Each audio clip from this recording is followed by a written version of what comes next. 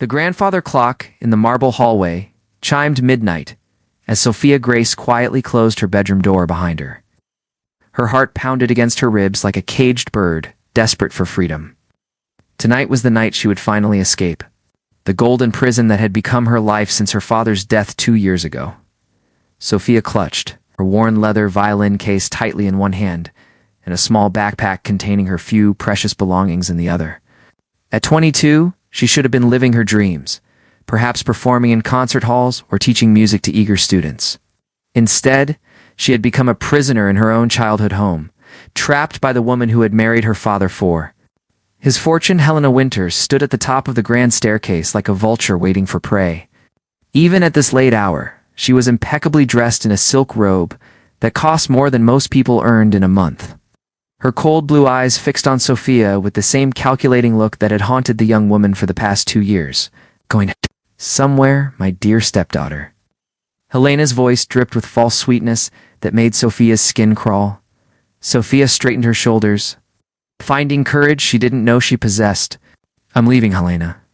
I won't be part of your schemes anymore. Helena descended the stairs slowly, her manicured nails clicking against the polished banister. You mean you won't marry Richard Pemberton and secure the merger that will make us both incredibly wealthy? How selfish of you, Sophia. The thought of marrying Helena's business partner, a man 40 years her senior with wandering hands and alcohol-stained breath, made Sophia feel physically ill. Richard Pemberton saw her as nothing more than a pretty ornament to add to his collection of expensive possessions. My father would never have wanted this for me, Sophia whispered, her voice trembling with emotion. He loved me enough to want me to choose my own path. Lena's perfectly sculpted face twisted into an ugly sneer. Your father is dead, and his sentimental nonsense died with him. You have no money, no skills, and no family besides me. Without this marriage, you'll end up homeless and forgotten. Then homeless and forgotten I'll be, Sophia replied, surprising herself with her determination. At least I'll be free. The midnight flight, Sophia pushed past Helena and rushed toward the front door. Behind her, she could hear her stepmother's sharp heels clicking furiously against the marble floor. If you walk out that door, you can never come back. I'll make sure every door in this city is closed to you. You'll have nothing. Sophia paused with her hand on the ornate door handle. For a moment, fear crept into her heart. Helena was right about one thing: she had very little money, no family, and limited options. But the alternative was surrendering her soul to a life of misery and control. I'd rather have nothing with my freedom than everything without it, Sophia said softly, opening the door. The cool night air hit her face like a blessing as she stepped into the darkness. Rain had begun to fall, creating a gentle symphony on the leaves of the ancient oak trees that lined the estate's driveway. Sophia pulled her thin jacket tighter around her shoulders and began walking toward the main road. Each step away from the imposing mansion felt like shedding invisible chains. The weight of expectation, manipulation, and fear that had pressed down on her for 2 years began to lift. She had no destination in mind, no plan beyond getting as far away as possible from Helena's suffocating control. The rain grew heavier as Sophia reached the main road that led toward the city center. Street lamps cast pools of golden light through the downpour, creating an almost magical atmosphere despite her desperate circumstances. Her violin case bumped gently against her leg with each step, a comforting reminder of the one thing Helena had never been able to take from her: her music. Sophia had been walking for nearly an hour when she realized she needed to find shelter. Her clothes were soaked through and her teeth had begun to chatter from the cold. In the distance, she could see the warm glow of an all-night diner. If she was careful with her money, she might be able to afford a cup of coffee and sit inside until morning, lost in thoughts of warmth and planning her next move. Sophia stepped into the crosswalk without looking carefully at the traffic signal. The rain had made everything blurry and difficult to see. She was halfway across the street when she heard the screech of tires on wet pavement. A collision of destiny's Oliver Ashworth had been driving through the rain-soaked streets after another sleepless night at his office. As the CEO of Ashworth Industries, one of the fastest-growing technology companies in the country, he was used to working until the early hours of the morning. At 35, he had built an empire through determination, intelligence, and an almost obsessive attention to detail. Tonight had been particularly difficult. his latest project, a revolutionary software that could change how people communicated globally. It's facing unexpected challenges. Investors were growing nervous, and his board of directors was pressuring him to make compromises he wasn't willing to make. Oliver prided himself on his careful, controlled approach to everything in his life. His silver Aston Martin was a reflection of that control, powerful, precise, and always perfectly maintained. He knew these streets like the back of his hand and had driven this route hundreds of times. But tonight, the rain was heavier than usual and visibility was poor. When he saw the figure in the crosswalk, it was almost too late. Oliver slammed on his brakes, feeling his heart stop as his car skidded across the wet asphalt. The impact was gentle, more of a nudge than a collision, but it was enough to send the young woman tumbling to the ground. Oliver's car came to a stop just a few feet away, his hands shaking as he gripped the steering wheel. Without thinking, he threw open his door and rushed to where the figure lay motionless on the wet pavement. In the glow of his headlights, he could see it was a young woman with long dark hair that had come loose from its braid. Her violin case had opened upon impact, revealing a beautiful antique instrument that now lay vulnerable to the rain. Please be okay, Oliver whispered as he knelt beside her, its expensive suit becoming soaked through. The woman's eyes fluttered open, and Oliver found himself staring into the most beautiful hazel eyes he had ever seen. Even in the dim light, and despite her obvious distress, there was something ethereal about her. She looked like a guardian goddess who had fallen from the heavens into his ordinary world. "Are you hurt?" Oliver asked gently, his voice barely audible over the falling rain. "Can you move?" Sophia blinked slowly, trying to focus on the man leaning over her. Through the haze of shock and confusion, she could see concerned dark eyes, and a strong, handsome face framed by rain-dampened black hair. His voice was deep and warm, filled with genuine worry that seemed to wrap around her like a blanket. "My violin," she whispered, trying to sit up. "Is my violin okay?" Oliver was surprised by her first concern. Most people would have been worried about injuries or demanded to know if he had insurance. But this mysterious woman's first thought was for her instrument. "Let me help you first, then we'll check on your violin," Oliver said softly, gently supporting her as she sat up. "Does anything hurt?" Sophia took inventory of her body. Her left arm ached, and she could feel scrapes on her palms from wear. She had tried to break her fall, but nothing seemed seriously injured. "I think I'm okay," she said, accepting his help to stand. Oliver carefully retrieved her violin from its case, examining it for damage. Miraculously, the instrument appeared unharmed. As he handed it back to her, their fingers touched briefly, and both felt an unexpected jolt of electricity that had nothing to do with the storm overhead. "I'm so sorry," Oliver said, his voice thick with emotion. "I didn't see you until it was almost too late. The rain, the visibility." He shook his head, running his hand through his wet hair. "Thank God you're not seriously hurt." "It wasn't your fault," Sophia replied, surprising herself by defending the stranger who had just hit her with his car. "I wasn't paying attention to the signal. I was." She trailed off, unsure how to explain that she was running away from her old life with nothing but hope and determination to guide her in unexpected kindness. Oliver studied the young woman more carefully. Her clothes were simple but well made, though completely soaked from the rain. She carried herself with natural grace despite her disheveled appearance. Most telling of all, she clutched that violin case as if it contained everything precious. In her world, "You're bleeding," Oliver observed, noticing the scrapes on her palms. "And you're soaked to the bone. Please, let me take you to a hospital to get checked out properly." Sophia shook her head quickly. "No, really, I'm fine. I should just..." She looked around helplessly, realizing she had no idea where she should go. "Where were you heading in this storm?" Oliver asked gently, noticing her hesitation. The question hung in the air between them. Sophia opened her mouth to give some reasonable explanation, but found herself unable to lie to this stranger who was looking at her with such genuine concern. "I don't know," she admitted quietly, her voice barely audible over the rain. "I was just walking away from a situation I couldn't handle anymore." Oliver felt his protective instincts flare to life. There was something vulnerable yet strong about this woman that called to him on a deep level. She was running from something, but her dignity remained intact despite her desperate circumstances. "Look," Oliver said, making a decision that would change both their lives forever.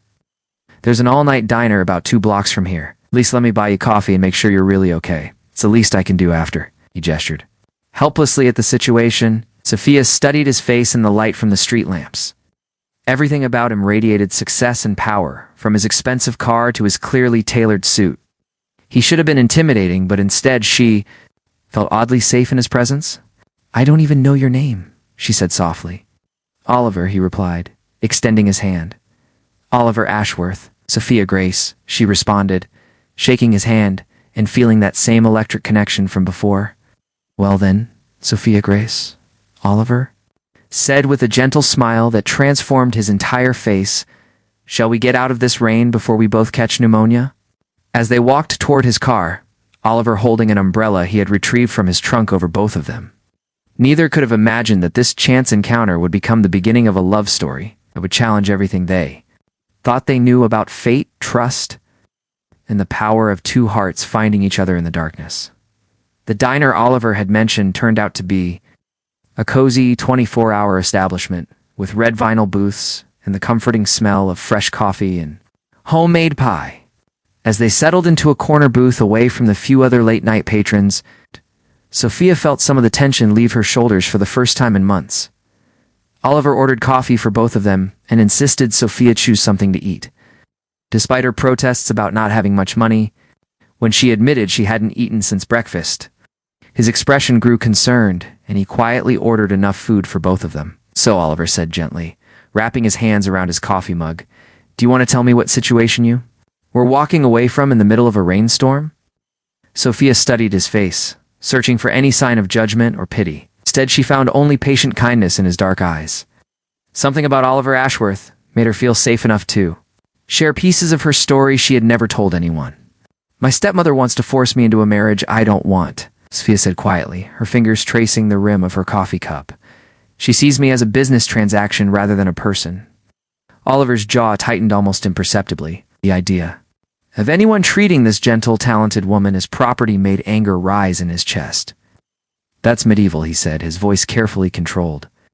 Surely there are legal protections against forced marriage, not when you're financially dependent. And have nowhere else to go, Sophia replied with a bitter smile. Helena made sure I remained isolated after my father died. No job experience, no independent income, no friends she didn't approve of. Your father allowed this? Oliver asked, then immediately regretted the question when he saw pain flash across Sophia's face. My father died in a car accident 2 years ago, Sophia explained softly. Helena was very different when he was alive. She played the role of loving stepmother perfectly. But after he passed, she showed her true nature. Oliver reached across the table and gently covered her hand with his. The simple gesture sent warmth shooting up Sophia's arm and made her heart skip several beats. I'm sorry for your loss, Oliver, said sincerely. And I'm sorry you've had to endure such treatment. No one deserves to be manipulated or controlled like that. Sophia looked down at their joined hands, marveling at how right it felt despite having known this man for less than an hour. What about you? She asked, needing to shift focus away from her troubles. What has you driving through the rain at midnight on a Tuesday? Walls built on past betrayals. Oliver's expression grew guarded, and he slowly withdrew his hand from hers. Sophia immediately missed the warmth and connection. Work, he said simply, but Sophia sensed there was much more to the story. Just work? She pressed gently. You seem like someone who carries heavier burdens than quarterly reports. Oliver was surprised by her perceptiveness. Most people in his life were content to accept surface explanations, but Sophia seemed to see deeper. It was both appealing and terrifying. I don't usually talk about personal matters with... Oliver paused, realizing he didn't know how to categorize what Sophia was to him. She wasn't a business associate, wasn't a casual acquaintance, but calling her a stranger felt wrong after the connection he felt. With random women you hit with your car, Sophia supplied with a small smile that made Oliver's heart do something unexpected. I was going to say with people I've just met, Oliver replied, returning her smile. But your version is more accurate.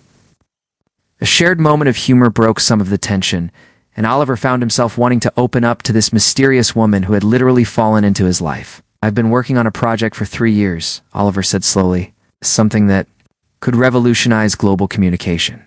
But I'm facing opposition from investors who want me to compromise the integrity of the design for faster profits.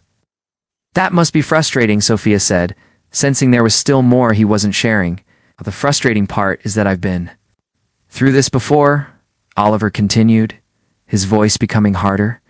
5 years ago, I trusted someone completely. My business partner and my fiancé. I shared everything with them, my ideas, my plans, my heart. Sophia's chest tightened as she heard the pain in his voice. They were working together behind my back, Oliver said flatly. She was feeding him information about my projects, and he was selling that information to competitors. When I discovered their betrayal, I lost not just my business partnership and relationship, but nearly my entire company. Oliver, Sophia breathed, reaching across the table to touch his hand again. That's horrible. The worst part was that I genuinely loved her, Oliver admitted, looking down at Sophia's small hand covering his. I thought I knew her completely. I thought we were building something real together, but it was all a lie designed to destroy me. Not everyone is like that, Sophia said softly. Some people are genuine, even if they're harder to find. Oliver looked up and met her eyes. In their hazel depths, he saw a sincerity that called to his wounded heart, but also triggered his carefully constructed defenses. How can you be sure? He asked. How do you know when someone's feelings are real versus when they're just very good at pretending? The question hung between them, heavy with implications neither was quite ready to address. Music as a bridge between souls. Their food arrived, providing a welcome distraction from the intensity of their conversation. As they ate, Sophia found herself studying Oliver more carefully. Despite his obvious wealth and success, there was a loneliness about him that resonated with her own feelings of isolation. May I ask you something? Sophia said as they finished their meal. Of course. You could have just driven away tonight. After making sure I wasn't seriously injured, you could have given me some money for a taxi and gone on with your life. Instead, you're sitting in a diner at 2 a.m, buying dinner for a complete stranger? That doesn't seem like the behavior of someone who doesn't trust anyone. Oliver considered her words carefully. She was right, of course. His actions. Tonight went against every rule he had established for himself after his betrayal. Maybe I'm a glutton for punishment, he said with a self-deprecating smile. Or maybe you're not as cynical as you think you are, Sophia countered. Maybe the part of you that believes in goodness is stronger than the part that's been hurt. Before Oliver could respond, Sophia did something unexpected. She opened her violin case and carefully lifted out her instrument. What are you doing? Oliver asked, looking around the nearly empty diner. Showing you something true, Sophia said, simply positioning the violin under her chin. The first notes that flowed from her instrument were hauntingly beautiful. The melody was something Sophia had composed herself, born from her own experiences of loss, hope, and the longing for connection. Every emotion she had been unable to express in words poured through her music. The few other patrons in the diner stopped their conversations to listen. Even the tired waitress paused in her work, captivated by the ethereal sound filling the space. But for Sophia, there was only Oliver, whose eyes had grown wide with wonder as he listened to her pour her soul into the music. When the last note faded, the diner was completely silent for a long moment. Then spontaneous applause broke out from the other customers, but Sophia barely noticed. She was focused entirely on Oliver's face, which showed an expression of awe and something deeper that made her pulse quicken. That was. Oliver began, then stopped, seemingly unable to find adequate words. That was me, Sophia said softly, carefully placing her violin back in its case. The real me, without pretense or performance or trying to be what someone else wants me to be. Music is the only language I know that can't lie. Oliver felt something fundamental shift inside his chest.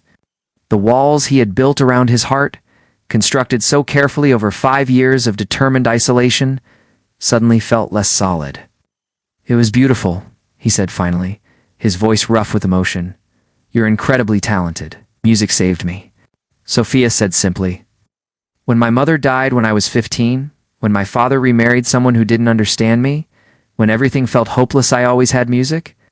It's been my constant companion through every difficult moment, a dangerous proposition. As the night wore on, their conversation flowed as naturally as if they had known each other for years.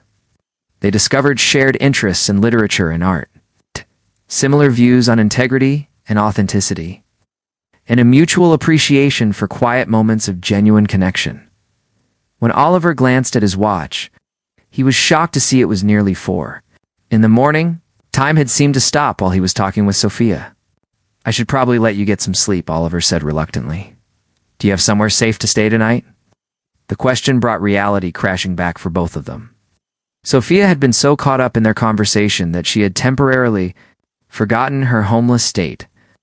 "I'll figure something out," she said, though her voice lacked conviction. "Maybe a hotel? Or—" She trailed off, remembering how little money she actually had. A decent hotel room would consume nearly all of her savings. Leaving her with nothing for food or transportation, Oliver watched the worry creep back into her expression and made a decision that would have seemed impossible just hours earlier. "Have a guest room in my penthouse," he said carefully. "It's completely separate from the main living area, with its own bathroom and entrance. You could stay there while you figure out your next steps." Sophia's eyes widened in surprise. "Oliver, that's incredibly generous, but I couldn't impose on you like that. You don't even know me." "I know enough," Oliver said, surprising himself with his certainty. "I know you're kind, talented, and in a difficult situation through no fault of your own. I know you have integrity. Otherwise, you would have stayed and married someone you didn't love for financial security." "But what if I'm not who you think I am?" Sophia asked, echoing his earlier concerns about trust. "What if I'm just very good at pretending?" Oliver smiled, remembering her music. "Music doesn't lie, remember? Besides," he added more seriously, "maybe it's time I started trusting my instincts again instead of my fears." Sophia felt tears prick at her eyes. After years of being made to feel like a burden by Helena, Oliver's kindness felt like water too. "Someone dying of thirst?" "Just for a night or two," she said softly, "until I can find work and get on my feet." "Take as long as you need," Oliver replied, meaning every word. As they left the diner together and walked toward Oliver's car, both felt the weight of the chance they were taking. Sophia was trusting a stranger with her safety and vulnerability. Oliver was opening his carefully guarded life to someone who could potentially hurt him again. But as they drove through the rain-washed streets toward Oliver's penthouse, with Sophia's violin case resting safely in the back seat, both felt something neither had experienced in years: hope, or for a future filled with genuine connection and the possibility of love that could heal old wounds and create something beautiful. From the ashes of their past pain, the city lights blurred past the windows. As they headed toward an uncertain but promising tomorrow, two souls who had found each other in the darkness and were brave enough to step into the light together. 3 weeks had passed since the rainy night that changed everything, and Sophia felt as though she was living in a beautiful dream she never wanted to wake from. Oliver's penthouse had become her sanctuary, a place where she could heal from years of emotional abuse while discovering who she truly was when fear no longer controlled her choices. Every morning, Oliver would leave fresh flowers by her door along with perfectly prepared breakfast. He never pressured her for more than she was ready to give, but their connection deepened with each passing day. They spent evenings talking for hours, sharing stories, dreams, and slowly healing each other's wounded hearts. Sophia had transformed the guest room into a music studio, and Oliver would often work late just to hear her practice. The sound of her violin had brought life back to his sterile penthouse, filling the space with warmth and joy he hadn't realized he was missing. "You've been smiling a lot lately," James Morrison, Oliver's loyal assistant, observed as they reviewed quarterly reports. "It's been good to see." Oliver couldn't deny the change in himself. Constant tension he had carried for years was gone, replaced by a lightness that came from genuine happiness. Sophia had awakened something in him he thought had died with his capacity to trust. "She's special, James," Oliver said, unable to keep the warmth from his voice. "I've never met anyone like her," "I can tell," James replied with a knowing smile. "When are you going to tell her how you feel?" The question made Oliver's chest tighten. While their emotional intimacy had grown profound, he hadn't yet found the courage to speak the words that filled his heart every time he looked at Sophia. That evening, Oliver arrived home with a surprise. He had arranged for a baby grand piano to be delivered to the penthouse. positioning it perfectly next to the floor-to-ceiling windows that overlooked the city. When Sophia saw it, tears immediately filled her eyes. "Oliver, this is too much," she whispered, running her fingers reverently over the pristine keys. "It's beautiful." "Play something," Oliver requested, settling into a nearby chair to watch her. Sophia sat at the bench and began playing a piece. She had been working on a composition that captured every emotion of their journey together. What? Melody spoke of loneliness transforming into hope, fear melting into trust, and two broken hearts finding wholeness in each other. As the last notes faded, Oliver moved to sit beside her on the piano bench. Their faces were inches apart, and the air between them crackled with unspoken desire and deep emotional connection. "Sophia," Oliver said softly, his voice thick with emotion. "I need to tell you something." Before he could continue, his phone rang sharply, shattering the intimate moment. Oliver glanced at the screen and his expression darkened immediately. "It's my head of security," he said apologetically. "I have to take this." The conversation was brief, but Oliver's face grew increasingly grave. When he hung up, he looked troubled. "There's been some unusual activity around the building," Oliver explained. "People asking questions about who lives here, taking photos. Probably just tabloid reporters, but my security team wants to be cautious." A chill ran down Sophia's spine.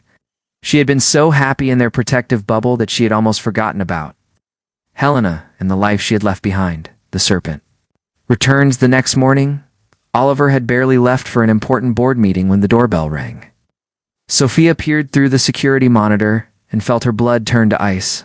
Helena Winters stood in the hallway, impeccably dressed and wearing the same cold smile that had haunted Sophia's nightmares, against her better judgment. Sophia answered the door.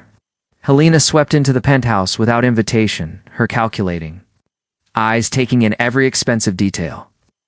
Well, Helena said, her voice dripping with false sweetness. "Look how well you've landed on your feet. Though I must say, I'm not surprised. I always were clever about manipulating men with your helpless act." "I'm not manipulating anyone," Sophia said quietly, though her voice trembled. "How did you find me? Did you really think you could disappear in this city without me tracking you down?" Helena laughed coldly. "I know exactly who Oliver Ashworth is, and I know his weaknesses. Rich men love playing savior to damaged girls. Makes them feel powerful. You don't know anything about Oliver," Sophia said with more strength. "He's nothing like the men you associate with, isn't he?" Helena moved closer, her presence filling the room with toxic energy. "Tell me, dear, what exactly has he promised? You marriage? Love? A future together?" Sophia's silence was answer enough. "I thought so," Helena continued with satisfaction. "Men like Oliver don't marry girls like you, Sophia. Enjoy playing house for a while, then move on to someone more suitable when the novelty wears off." "That's not true," Sophia whispered. But doubt began creeping into her heart like poison. Helena pulled out her phone and showed Sophia a series of photos of Oliver with various elegant women at charity galas and business events over the past few years. "This is his world," Helena said cruelly. "Successful, sophisticated women who can match his social status and business acumen. Yes. What can you offer him besides your body and your sob story?" Each word hit Sophia like a physical blow. She thought of Oliver's expensive suits, his important meetings, the respect he commanded in business circles. Then she thought of herself homeless, penniless, with no accomplishments beyond her music. "I have an offer for you," Helena continued, sensing victory. "Richard Pemberton is still interested in marriage. I've explained your little rebellion as pre-weeding nerves, and he's willing to overlook your indiscretions. Marry him as planned, and I'll ensure you never want for anything again." "Never," Sophia said firmly, finding her courage again. "Oh, then." "Enjoy your fairy tale while it lasts," Helena said with a cruel smile. "But remember, men like Oliver always return to their own kind eventually. And when he does, you'll have nowhere to go except back to me." After Helena left, Sophia sank onto the couch with shaking hands. The beautiful penthouse suddenly felt foreign and overwhelming. She looked around at the expensive artwork, the designer furniture, the life of luxury that Oliver lived so naturally, and wondered if Helena might be right. Seeds of doubt take root when Oliver returned that evening. He immediately sensed something was wrong. Sophia was quiet during dinner, and her usual bright smile seemed forced. Is everything all right? Oliver asked gently. He seemed troubled. Sophia wanted to tell him about Helena's visit, but shame held her tongue. Instead, she found herself studying Oliver with new eyes, seeing him as Helena had painted him: wealthy, powerful, sophisticated. Everything she was not. Oliver, Sophia said carefully, "What are we doing here?" The question caught him off guard. "What do you mean? What is this between us?" Sophia gestured around the penthouse. "I'm living in your home, eating your food, accepting your generosity, but we've never talked about what any of this means." Oliver felt his chest tighten. The conversation he had been building up the courage to have was happening, but not in the way he had hoped. "I thought we were taking things slowly," Oliver said cautiously. "Building something real. But what exactly are we building?" Sophia pressed. "Because I look around at your life, your world, and I can't see where someone like me fits into." "It's someone like you?" Oliver's voice sharpened. "What does that mean?" "I have nothing, Oliver," Sophia said, her voice breaking. "No money, no career, no social connections. I'm a charity case you rescued from the street." Oliver stood abruptly, pain and anger warring in his expression. "Is that really what you think this is? That I'm keeping you here out of some savior complex?" "I don't know what to think," Sophia admitted, tears beginning to fall. "I just know that I can't keep living in this beautiful dream when reality is so different." "What reality?" Oliver demanded. "The reality where two people found each other and fell in love? The reality where you make me happier than I've been in years? The reality someone else has been whispering in your ear?" His perceptiveness about Helena's influence made Sophia flinch, but also made her defensive. "No one had to tell me we come from different worlds," Sophia said. "I can see it every day. You belong with someone who can match what you've built, not someone you have to take care of." Oliver stared at her for a long moment, hurt and frustration clear in his dark eyes. "If that's what you believe about me, about us, then maybe you're right," he said quietly. "Maybe I don't know you as well as I thought I did." The point of no return the next morning, Sophia made the most difficult decision of her life. She packed her few belongings into her old backpack, leaving behind all the beautiful clothes Oliver had bought her. She wrote a letter explaining her decision, telling him that she needed to find her own way in the world before she could be worthy of someone like him. When Oliver found the letter that evening, along with the expensive jewelry he had given her, laid out carefully on the piano, he felt something break inside his chest. The woman he had fallen completely in love with was gone, and once again, he was alone. For 3 days, Oliver searched for Sophia. He hired investigators, checked every hotel and shelter in the city, called in favors with contacts throughout the region. But Sophia had vanished as completely as she had appeared in his life. James found Oliver sitting in his office on the 4th day, staring out the window at the city below. "Sir," James said gently, "I've had some interesting conversations with hotel security cameras and traffic surveillance. I think you need to see this." James showed Oliver footage of Helena Winters entering and leaving his building on the day Sophia had withdrawn from him.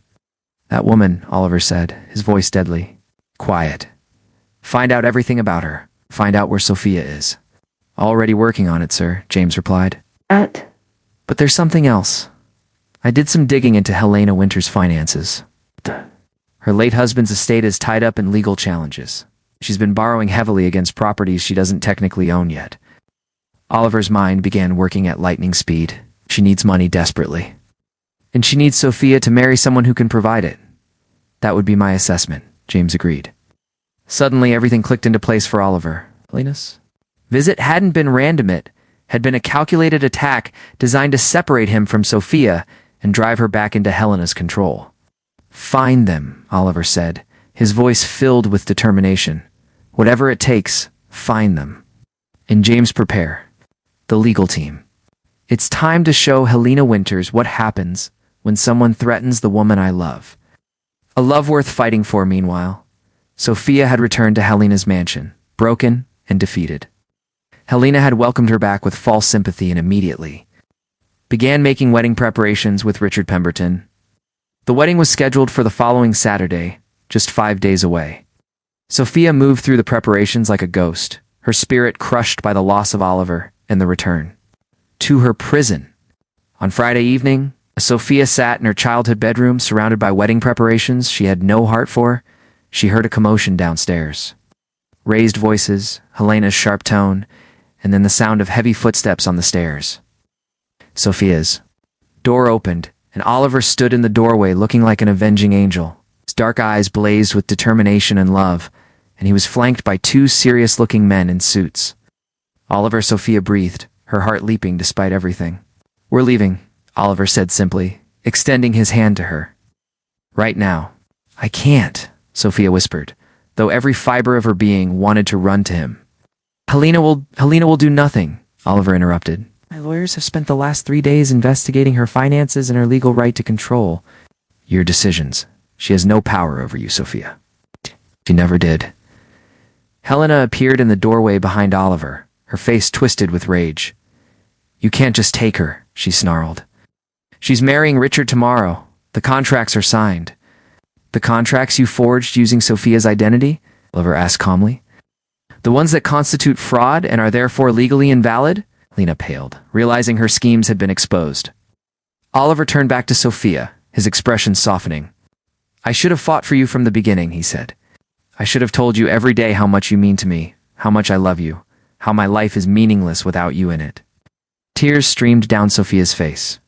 "But Helena was right about us being from different worlds. The only world that matters is the one we create together," Oliver said, moving closer. "I don't want someone who matches my social status or my business success. I want someone who matches my soul. I want you, Sophia, only you." He knelt down beside her bed, taking her hands in his. "I love your music, your kindness, your strength, your vulnerability, your courage. I love how you see beauty in simple things and how you make me want to be a better man. I love you exactly as you are, and I want to spend the rest of my life proving that to you." "I love you too," Sophia whispered through her tears. "I've loved you since that first night in the diner." Oliver stood and pulled her into his arms, kissing her with all the passion and love he had been holding back. When they finally separated, both were breathing hard and smiling through their tears. "Now," Oliver said, his business voice returning, "are you ready to get out of here and start our real life together?" Sophia looked around the room that had been her prison for so long, then at Helena's defeated face in the doorway, and finally, at Oliver's loving eyes. "Yes," she said firmly. "I'm ready." 6 months later, Sophia stood in the music room of their new home, a beautiful house they had chosen together. With large windows perfect for natural light and acoustics designed specifically for music, she was wearing a simple white dress and holding her violin, preparing for the most important performance of her life. In the garden outside, Oliver waited with a small group of their closest friends, including James and Dr. Rachel Bennett, who had become Sophia's mentor in establishing a music therapy program for trauma survivors. As Sophia walked down the aisle she had designed herself, with flowers from their own garden, she played the melody she had composed that first night in Oliver's penthouse, the song that had captured their entire love story in music. When she reached Oliver, who was wiping tears from his eyes as he listened to their song, she lowered her violin and smiled at the man who had taught her that true love really could conquer all obstacles. "Ready for our next adventure?" Oliver asked softly as they joined hands. "With you," Sophia replied. "I'm ready for anything." As they spoke their vows under the afternoon sun, promising to trust each other through all of life's challenges, Helena Winters sat in a courtroom across town, facing fraud charges and the complete collapse of her schemes. But Sophia and Oliver were too happy to spare a thought for the woman who had tried to destroy their love. They were focused on the future they would build together, a future filled with music, laughter, trust, and the deep knowledge that they had found their perfect match in each other. The last notes of their wedding waltz faded into the evening air as Oliver spun Sophia in his arms, both of them laughing with pure joy. They had started as strangers colliding in the rain, but they had become partners in the most beautiful love story either had ever dared to dream possible. And as the stars appeared overhead, blessing their new beginning, both knew that this was not an ending, but a beautiful beginning to the greatest adventure of their lives, loving each other forever and always.